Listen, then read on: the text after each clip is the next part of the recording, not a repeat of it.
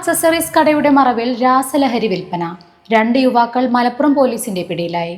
ചട്ടിപ്പറമ്പ് കോട്ടയ്ക്കൽ റോഡിലുള്ള car accessories ഷോപ്പിന്റെ മറവിൽ യുവാക്കൾക്കും വിദ്യാർത്ഥികൾക്കും വിൽപ്പനയ്ക്കായി സൂക്ഷിച്ച 2.53 ഗ്രാം MDMA-യുമായാണ് പാങ്ങ് ചെന്നനപ്പറമ്പ് സ്വദേശി കൊട്ടാരപ്പറമ്പിൽ വീട്ടിൽ മുഹമ്മദ് സാദിഖ്, കടുങ്ങപുരം പറവയ്ക്കൽ സ്വദേശി മുടക്കയിൽ വീട്ടിൽ മനേഷ് എന്നിവർ മലപ്പുറം ഡിവൈഎസ്പി സുഭാഷ് ബാബുവിന്റെ നേതൃത്വത്തിലുള്ള മലപ്പുറം ഡാൻസ് ഓഫ് ടീമിന്റെയും മലപ്പുറം പോലീസ് ഇൻസ്പെക്ടർ SS വിഷ്ണുവിന്റെ നേതൃത്വത്തിലുള്ള മലപ്പുറം പോലീസിന്റെയും നേതൃത്വത്തിൽ പിടിയിലായത്.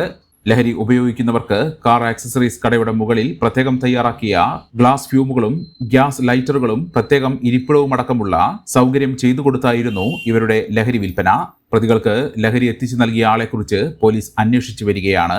Malappuram DYSP Subhash Babu, Malappuram police inspector Harish K, Malappuram police sub inspector SS Vishnu, police ഉദ്യോഗസ്ഥരായ Rajesh, Rajeesh Kolappuram, Dileep, DANSAF team അംഗങ്ങളായ IK Dinesh, R Ranjith, P Saleem, KK Jaseer, PV Biju എന്നിവരടങ്ങിയ സംഘമാണ് പ്രതികളെ പിടികൂടി കേസ് അന്വേഷണം നടത്തുന്നത്.